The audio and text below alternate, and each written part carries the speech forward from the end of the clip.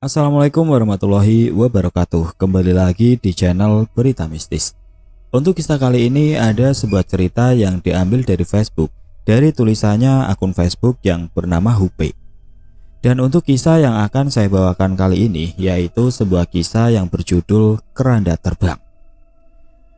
Sebelum kita masuk ke ceritanya, tekan dulu tombol like video ini dan jangan lupa tekan juga tombol subscribe channel ini. Dan nyalakan juga lonceng notifikasinya agar tidak ketinggalan cerita-cerita lain dari channel ini. Dan bagi teman-teman yang ingin membaca langsung ceritanya, nanti silakan saja kunjungi linknya yang nanti akan saya sertakan di kolom deskripsi. Dan seperti apa untuk kisah kali ini, langsung saja kita simak berikut ini.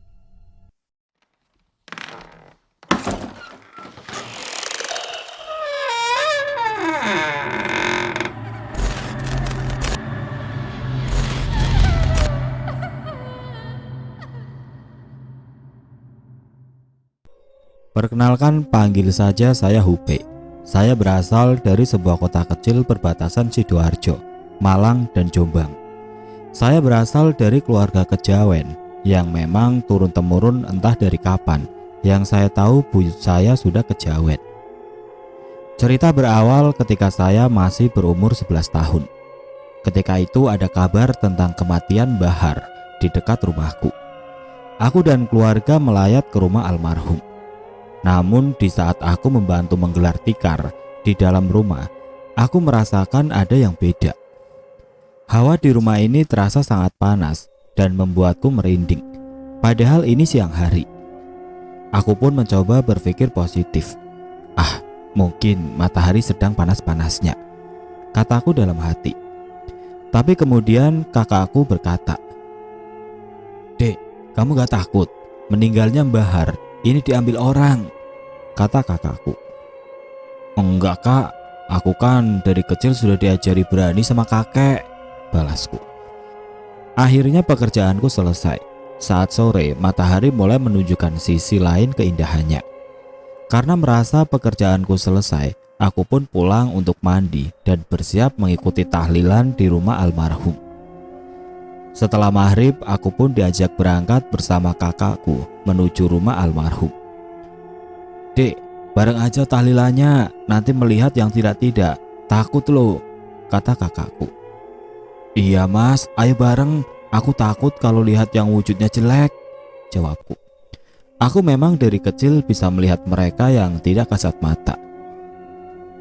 Namun aku belum terbiasa dengan wujud-wujud mereka yang menyeramkan, seperti yang tidak lengkap atau yang seperti pocong. Di perjalanan aku sangat merasa tidak nyaman. Banyak mata yang memandangi kami. Ya, mata mereka para makhluk tidak kasat mata.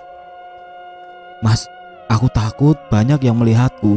Ada pocong mas, aku gak berani, wajahnya jelek," kataku sambil memeluk kakakku erat. "Alah, ngapain takut? Kan ada kakak, kok masih takut? Justru kalau kamu sudah bisa, harusnya demi takut sama kamu. Kamu itu lebih spesial dari kakak," jawab kakakku sambil tertawa. Aku tidak mengerti arti kata spesial yang dimaksud kakakku. Saat hampir sampai rumah almarhum, aku menarik tangan kakakku kuat-kuat sambil menangis dan ingin memutar arah kembali ke rumah. Bagaimana tidak, aku melihat pocong setinggi pohon jati dengan muka yang sudah berupa tengkorak dengan darah yang mengering tersenyum melihatku. Di bagian ikatan tengah pocong itu ada keranda yang dirantai yang menyatu dengan tali bagian tengah pocong itu. Aku pun menjerit sejadi-jadinya. "Mas, ada pocong besar mas, membawa keranda mayat, ada Bahar di dalam kerandanya." "Udah gak usah takut dek, ayo aku gendong. Kamu tutup mata aja, nanti kalau sudah sampai aku kasih tahu," kata kakakku sambil berjongkok ingin menggendongku. Saat kakakku berjalan, mungkin di dekat pocong itu, aku masih bisa merasakan hawa yang tidak enak dan tidak menyenangkan dari pocong itu. Sampai akhirnya aku memeluk kakakku kuat-kuat dalam gendongannya. "Mas, aku takut mas, orangnya menakutkan," kataku berbisik pada kakakku. "Udahlah dek, gak apa-apa, katanya pemberani," bisik kakakku. Sampai akhirnya kakakku memberitahu kalau kita sudah sampai. "Udah ayo buruan cari tempat kosong," kata kakakku. Aku pun langsung berlari dan duduk di sebelah bapakku. Akhirnya acara pun dimulai dengan tenang dan khusyuk. Setelah acara selesai, orang-orang kembali pulang ke rumah masing-masing. Hanya tinggal aku, ibu, kakak, dan bapakku membantu beres-beres di rumah almarhum. Di saat beberes, aku cerita ke bapak tentang pengalamanku tadi saat menuju rumah Bahar. "Pak, aku tadi pas mau sampai sini melihat pocong besar tinggi, Pak. Lebih tinggi dari tiang listrik. Pocongnya bawa keranda mayat. Lah di dalam kerandanya ada Bahar, Pak," bisikku pada bapak karena tidak enak kalau sampai keluarga Bahar tahu. "Loh, iya Tale, yang bener, jangan bohong," jawab bapak. "Beneran Pak, aku nggak bohong. Tanya aja Mas Nil, aku tadi sampai digendong ketakutan," sambungku. Nanti dibahas di rumah." Setelah selesai, kami pun berpamitan pulang kepada keluarga almarhum, dan keluarga almarhum pun berterima kasih kepada bapak. "Mari semuanya, saya pamit. Terima kasih banyak ya," kata bapakku. "Iya Mas Hat, sama-sama. Saya yang terima kasih sekali," kata Lek Nur, anak Bahar. Setelah sampai rumah, kami bebersih dan cuci kaki, tangan dan muka serta ganti baju. Itu hal wajib di keluargaku. Setelah dari manapun wajib cuci kaki, tangan, serta muka agar tidak ada hal jelek yang menempel, kata kakekku. Di rumah bapak memanggilku dan kakakku. "Nak Nil, kesini nak, bapak mau tanya," kata bapak. "Iya," jawab kami. Aku pun menuju ruang tengah. Di saat turun, aku berteriak, "Woi, jangan main di tengah jalan, nanti ketendang," kataku emosi. Ya, di rumahku memang banyak juga demit kecil yang suka main seenaknya. Awalnya sih takut, tapi lama-kelamaan biasa saja. Toh mereka juga tiap hari di rumahku. Melihat kelakuanku, bapak dan kakakku tertawa ngakak. "Beraninya sama yang di rumah doang," kata kakakku mengejek. Aku hanya cekikikan saja sambil duduk di ruang tengah. "Gimana ceritanya Nil? Katanya adekmu liatin barang gak benar," kata bapak. Bapakku ini memang terkadang memanggil kakakku, kalau tidak nak ya Nil, karena nama kakakku Daniel. "Iya pak, itu tadi diliatin pocong besar bawa keranda mayit yang dirantai di tali tengahnya.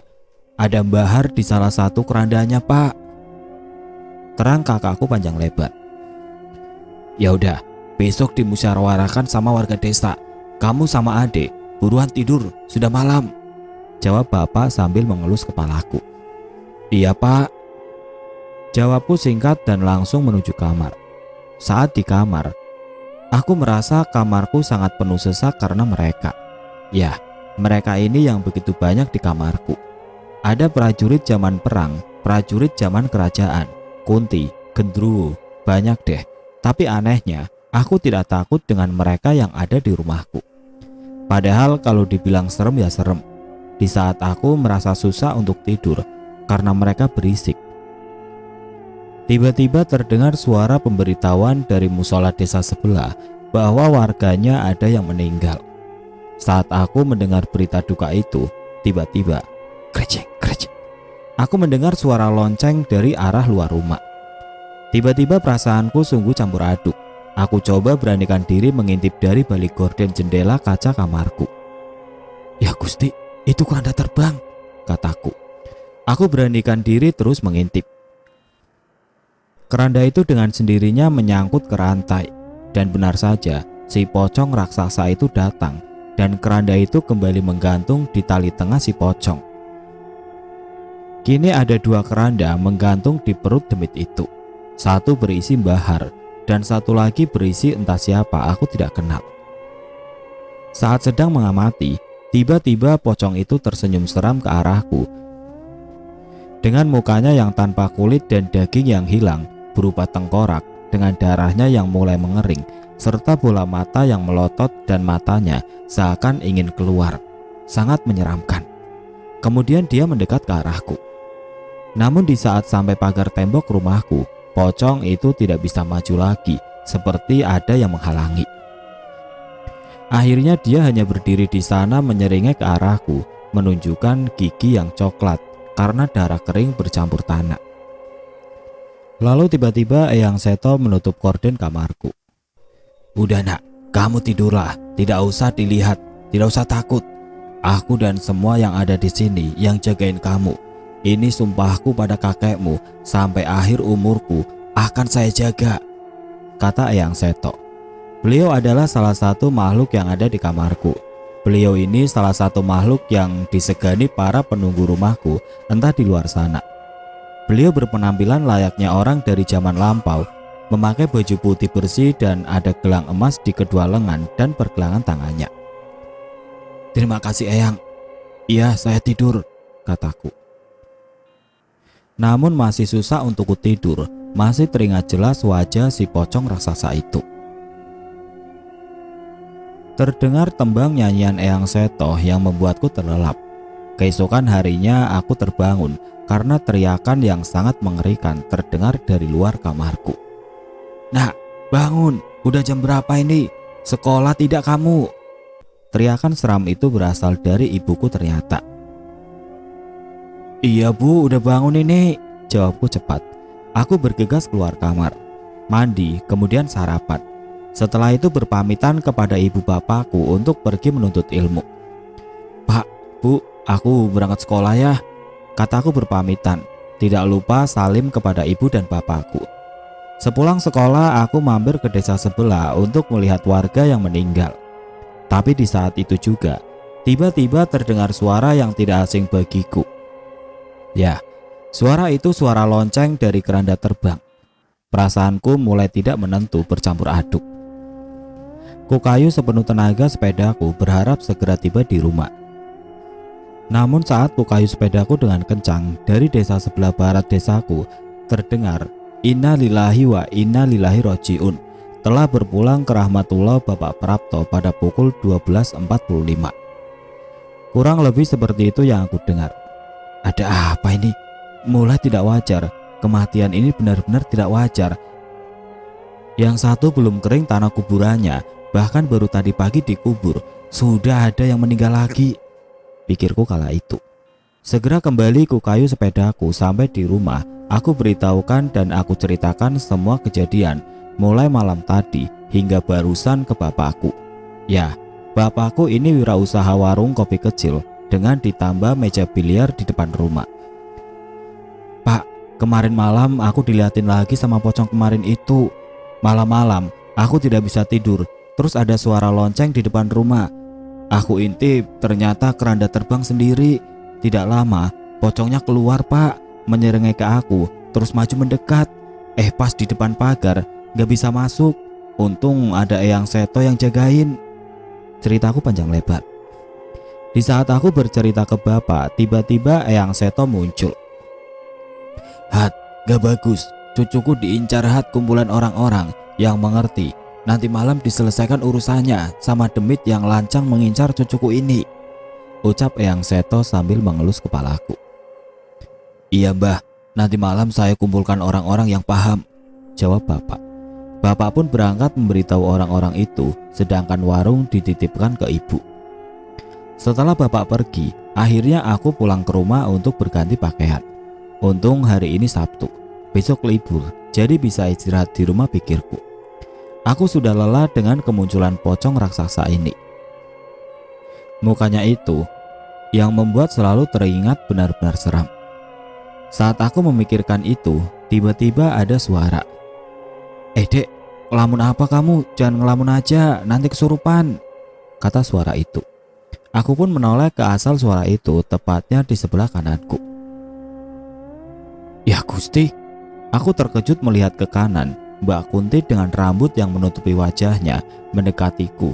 Lalu dia cekikikan sambil membuka rambutnya yang gak pernah keramas. Lalu tiba-tiba berubah menjadi sosok wanita yang sangat cantik sambil tersenyum padaku. "Mbak Putri, awas kamu ya," kataku sambil melempar bantal kepada hantu satu ini. Namanya Mbak Putri. Dia cantik, kadang berubah-ubah wujud untuk menggodaku atau bercanda denganku. Kata bapak, aku disuruh panggil dia Nyai Sundari Putri, tapi dia menyuruhku panggil Putri aja atau Mbak Putri. Akhirnya malam hari pun tiba. Aku diajak bapak untuk ikut berkumpul dengan warga yang bapak beritahu tadi siang. Nak, ayo ikut berkumpul sama kakak juga.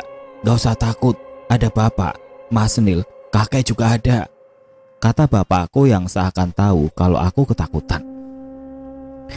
Namun ada sebersit pertanyaan di pikiranku.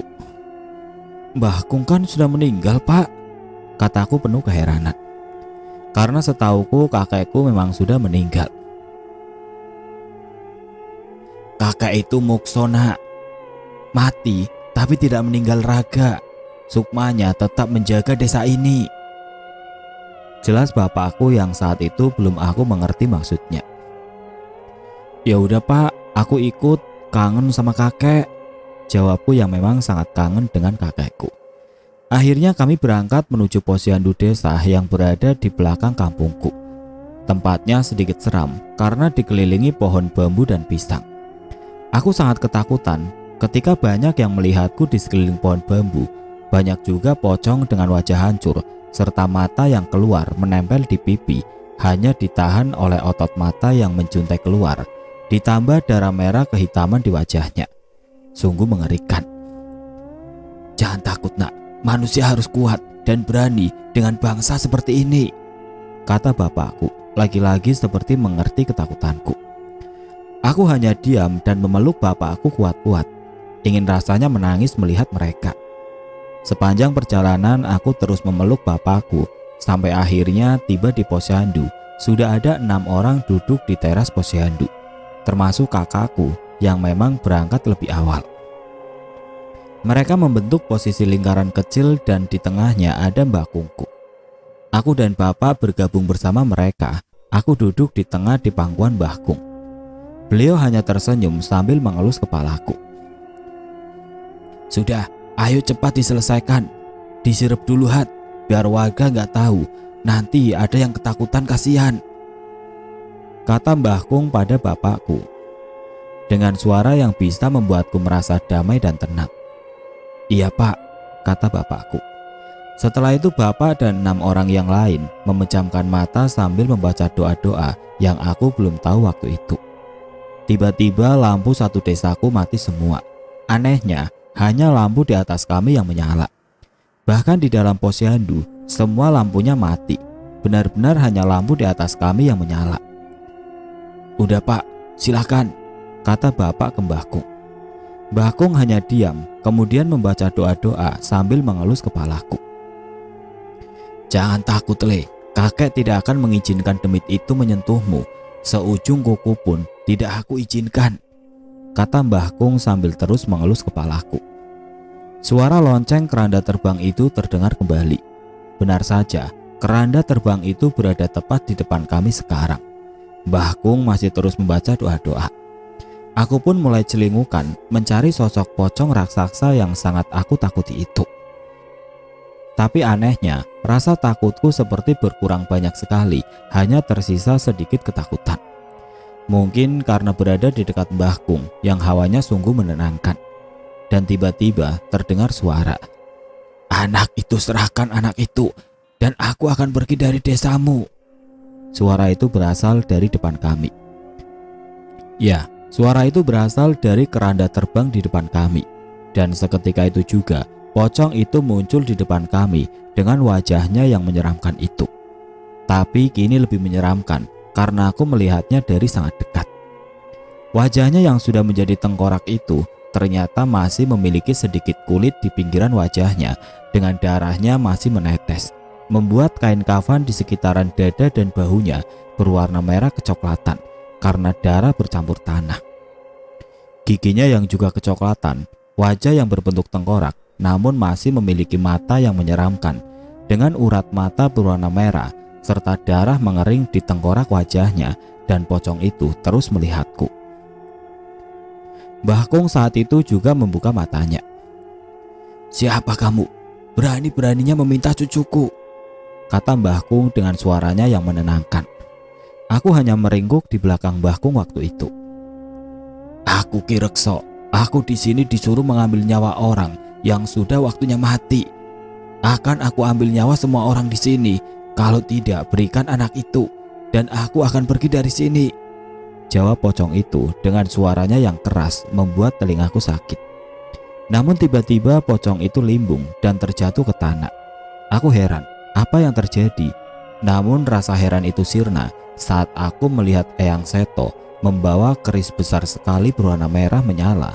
Mungkin lebih tinggi keris itu daripada tubuhku saat itu. Dan Mbak Putri juga datang saat itu. Namun yang membuatku lebih terkejut, di belakang Eyang Seto banyak sekali demit yang membantu layaknya prajurit. Mungkin ratusan atau ribuan, entahlah banyak sekali. Kamu berani nyenggol anak cucuku, aku habisi sampai ke yang ngirim kamu. Majulah, aku habisi di sini kamu. Suara Eyang Seto yang biasa aku dengar lembut, kini terdengar menggelegar, bagaikan petir menyambar. Pocong itu pun melayang dan kembali berdiri, kemudian terbang ke arahku. Namun Mbah Kung dengan sigap memelukku sambil membaca mantra. Saat Mbah Kung berdoa, muncullah seperti roda gerigi besi dengan sinar kuning kemasan menyala mengelilingi kami. Dan anehnya, saat pocong itu menyentuh roda besi tersebut, sebagian kain kafannya langsung terbakar hangus. Aku kan sudah bilang, jangan coba-coba menyentuh cucuku. Tidak saya izinkan. Cucuku ini adalah ahli warisku, kata Mbah Kung mulai emosi. Mungkin karena dia mencoba menyentuhku. Namun pocong itu tidak menyerah, dia terus mengincarku. Namun Mbah Kung terus melindungi kami semua yang sedang menyaksikan pertarungan mereka ini. Hingga kafan pocong yang berwarna putih serta merah kecoklatan di bagian dada dan bahunya itu menjadi hitam hangus di beberapa bagiannya. Di saat kami menyaksikan adegan itu, dah, petir menyambar tubuh pocong itu 3 kali. Aku yang melihatnya dengan mata kepalaku sendiri, heran dari mana datangnya petir itu. Padahal langit malam sangat cerah. Tidak usah takut, itu punyaku. Kalian semua, bawalah demit lancang ini pulang ke rumah orang yang mengirim dia, kata Eyang Seto kepada para demit yang bersamanya tadi, sambil menarik keris dari badan pocong yang hangus itu. Kemudian kami disuruh pulang ke rumah masing-masing oleh Mbah Kung. Le, sudah pulanglah. Kamu harus belajar tirakat terus ya Le. Jangan lupa dengan Tuhanmu, kata Mbah Kung menasihatiku. Dan setelah itu Mbah Kung, Eyang Seto, Mbak Putri menghilang menjadi asap. Tidak lupa sebelum pulang Bapak membuka sirupnya. Lampu desa kembali menyala semua. Yang tahu kejadian itu hanya kami bertujuh, serta hanya sisa gosong karena sambaran petir di depan posyandu yang seakan menjadi saksi bisu. Keesokan harinya di desa tetangga terdengar berita bahwa salah satu warga mereka rumahnya hangus tersambar petir bersama dengan seorang pria pemilik rumah tersebut. Desaku kembali tenang dan damai, tetapi masih menyimpan banyak misteri.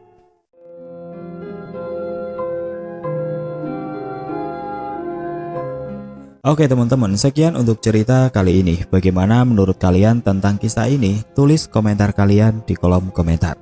Dan bagi teman-teman yang baru bergabung, jangan lupa untuk like, komen, share, serta subscribe channel ini. Dan nantikan kisah-kisah horor berikutnya tetap di channel Berita Mistis. Wassalamualaikum warahmatullahi wabarakatuh.